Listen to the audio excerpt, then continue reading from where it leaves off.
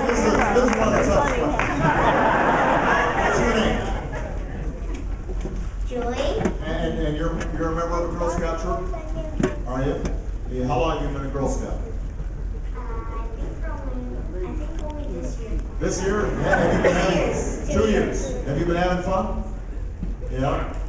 You know, I've got to say that I'm pretty partial to those mint.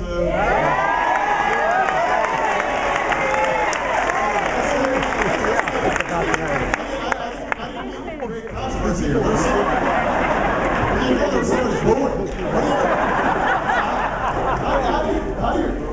What was your choice? Who was booing up there? Why was your boo up in there? You have a different opinion. What are you, oatmeal or?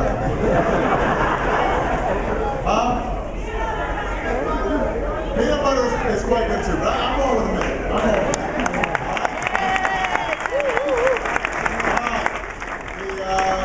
Remember I said I was going to go 2 ladies right now. So here, right here. Right here. Here we go. Go ahead. Oops, don't fall, man. Go ahead. My name is Susan. Welcome to Cincinnati. Thank you. Given how divided the country is, if elected, how do you plan to try to do this? Well, you know, I'll be honest. Sometimes people ask me what's my disappointment since I've been in office. And obviously, we're always trying to grow the economy faster, put people back to work faster. But one of the disappointments I've had is that we have not changed the tone in Washington the way I want it to. Now,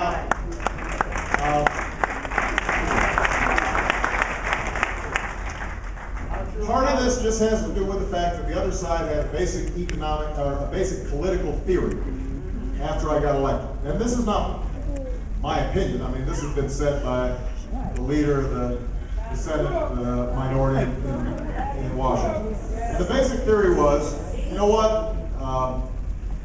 We kind of screwed things up. Obama's really popular right now.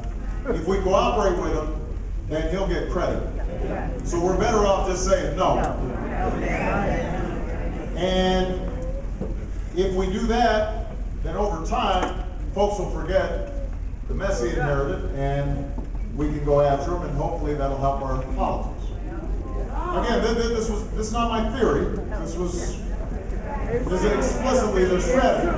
What's true is also we've got, as I said, 2 different visions about how to move the country forward.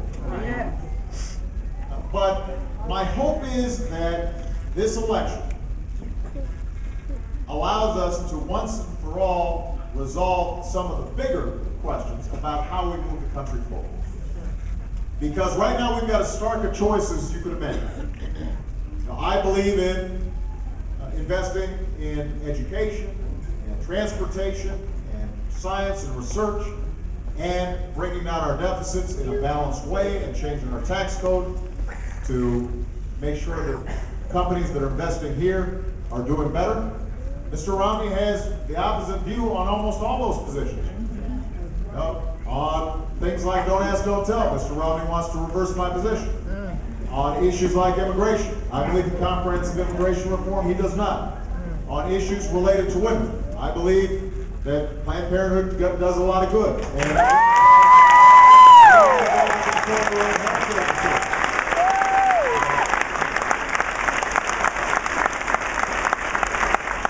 he does not. On Iraq, he said me ending the war was tragic. I said I think it was the right thing to do. On Afghanistan, I imposed a deadline, a timetable for when we're going to bring our troops home. He wants to extend their stay indefinitely. So on all these issues, we've got just profound differences. Now, you guys ultimately are the arbiters of this disagreement. And in this election, if the American people decide, you know what, we want to try what Mr. Romney's offering, that's a great thing about democracy, is people can vote and make up their minds. And so, if that's the case, then you can count on Mr. Romney implementing the plan that he and the Republicans in Congress have put forward. So, $5 trillion in tax cuts, massive cuts in a lot of the programs that are so important, from my perspective, to growing the economy. Those will be eliminated. Medicare will be voucherized. They will implement what they say they're going to implement. But if I'm elected, not only do I think that we'll be able to continue the progress that we've made over the last 3.5 years, I actually think that a lot of Republicans, since this will be my last election, they will not be as interested in just beating me. And maybe they'll be more interested in moving the country forward. That's my